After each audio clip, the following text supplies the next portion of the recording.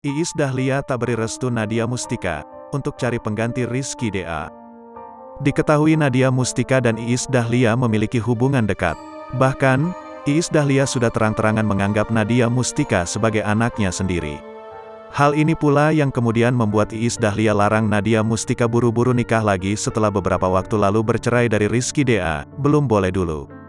Jangan, maksudnya entar dululah, tegas Iis Dahlia, Rabu, tanggal 9 November tahun 2022.